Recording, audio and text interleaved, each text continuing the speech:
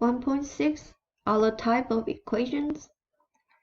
In this section, we are going to learn solve the polynomial equation by factoring, solve the radical equations.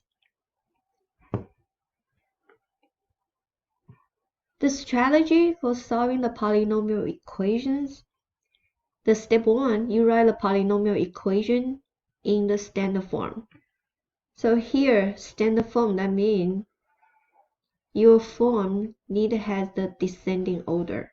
So the highest degree terms stay in the front, and the lower x terms stay in the back. For example, this is the descending order you need to have when you rearrange your polynomial equations. So arrange the terms of the polynomial in descending order based on their degree. And set the polynomial equation equals 0. And then you use the zero factor theorem to solve the equation by factoring. We look at example. We need to solve for x. And this is x power 3. So that means the highest degree power term here indicate we will have 3 solutions of this question.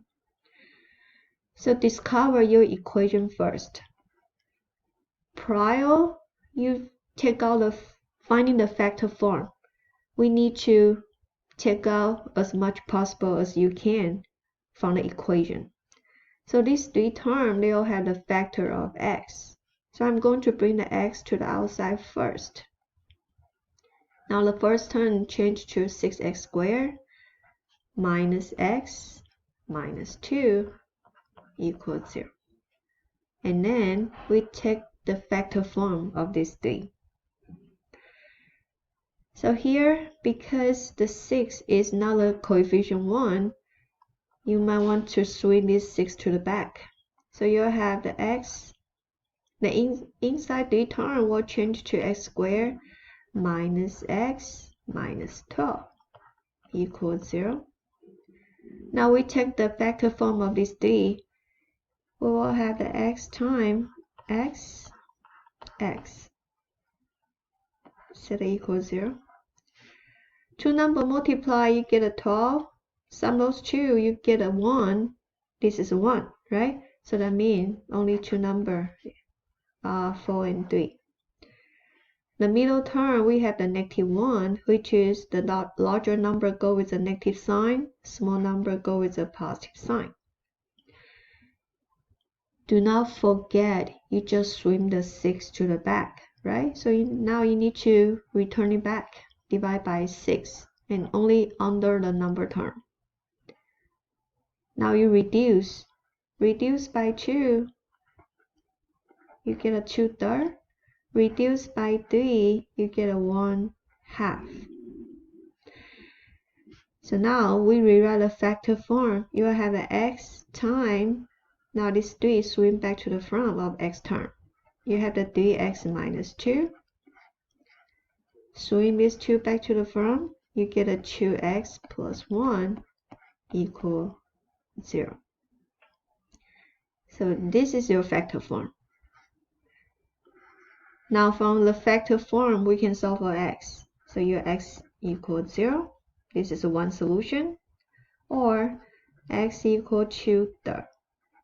Another solution. Or x equals -1/2. So you have 3 solutions to satisfy this polynomial equation.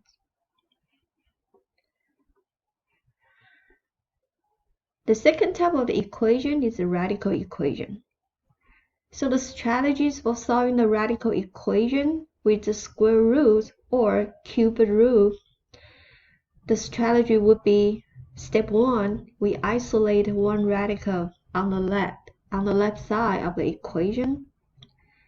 Step 2, raise both sides of the equation to the same power.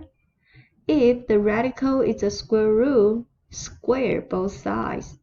If the radical is a cube root, you cube both sides.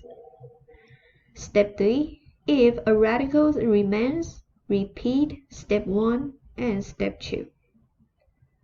The last step would be solve the resulting equation and check your answer.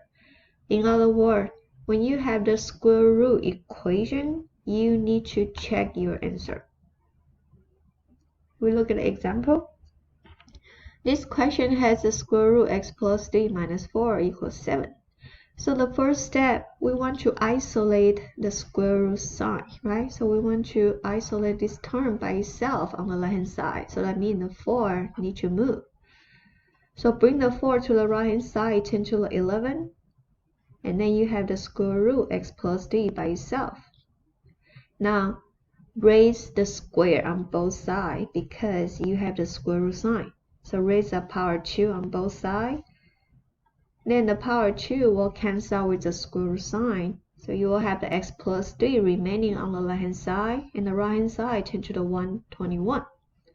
And then you bring the 3 to the right-hand side, 10 to the 118 of the solution. Now, once you solve for the solution with the radical equation, we need to bring back to do the test.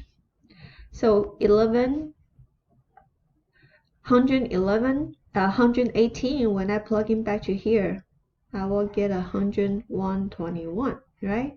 Minus 4. This is a left.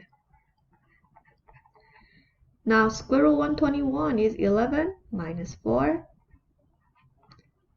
We will get the 7. So the left-hand side has 7 is equal to the right-hand side, right? The right-hand side has 7 as well. So this is the right solution. And keep in mind, the square root equation, you need to do the test by the end once you solve for the solution. Because sometimes you plug in the answer back to the equation, the left-hand side is not equivalent to the right-hand side. So you need to be aware of this point. Every time when you solve for the square root equation, do the test. Alright, so this is section 1.6. You can move on to web assignment.